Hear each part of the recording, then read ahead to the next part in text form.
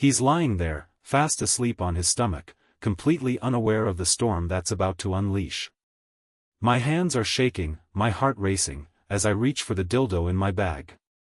This is the moment I've been waiting for, the moment I've been preparing for. I pull his pants down, take a deep breath, and press the dildo against his back door.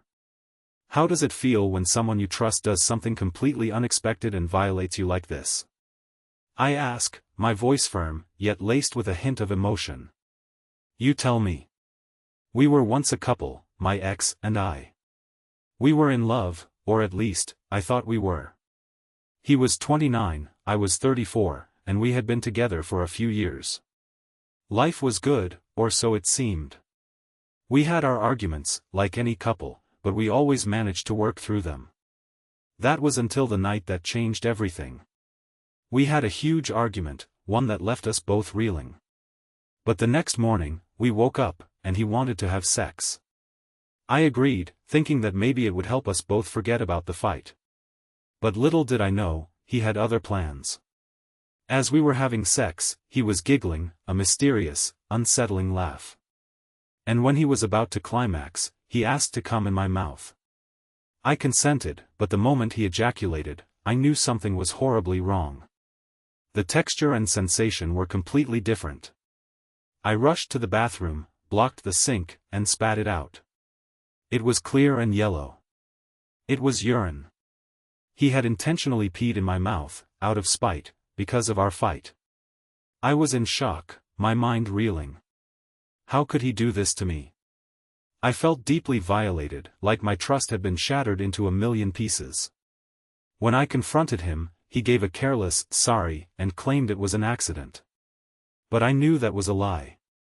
It's medically almost impossible to pee while erect, and I knew he had done it on purpose. He didn't seem to care that he had hurt me, that he had violated my boundaries. Instead, he just kept asking me to give him head every time we had sex. He didn't understand why I couldn't do it anymore, why the thought of it made me sick to my stomach. Our arguments escalated, and I started to feel like I was walking on eggshells around him. He began to gaslight me, telling me that I was the one who was wrong, that my blowjob technique was the problem. He claimed that he only peed because I sucked at giving blowjobs. It was a vicious cycle, one that I couldn't escape. The fights, the arguments, they all took a toll on me. I felt like I was losing myself, like I was disappearing into the abyss of our toxic relationship. And then, one day, we had a massive fight, one that ended with us breaking up. I was relieved, yet scared. I didn't know what the future held, but I knew I couldn't stay in that relationship any longer. 2 weeks later, we met up at a bar, and I thought maybe, just maybe, we could work through our issues. But as we spent the night together at a hotel, I realized that nothing had changed. He was still the same person, still unaware of the hurt he had caused me.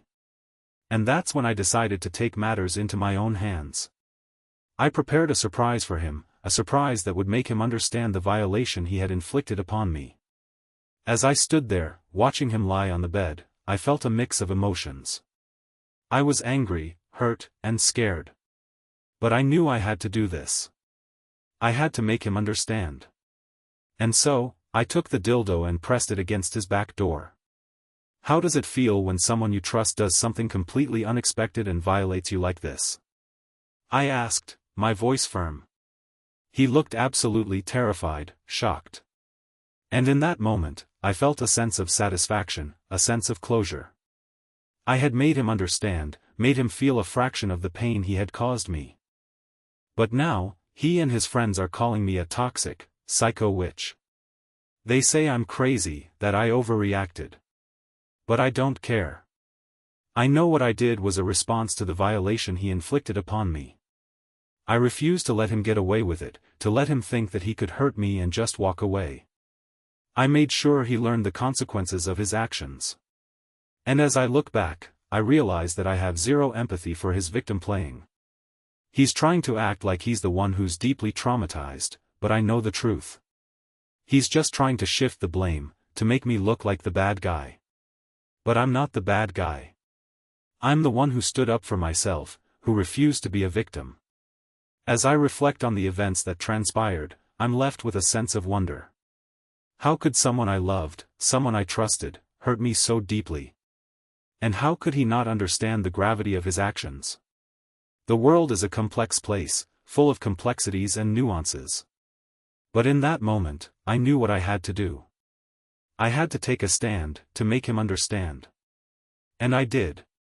I took a stand, and I made sure he knew that he couldn't hurt me and get away with it. The question is, was I right to do what I did?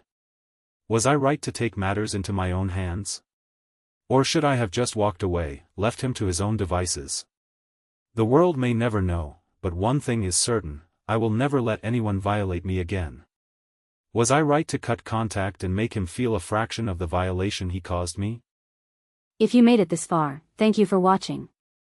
Drop your verdict in the comments below, subscribe for new stories every single day, and hit the notification bell so you never miss one.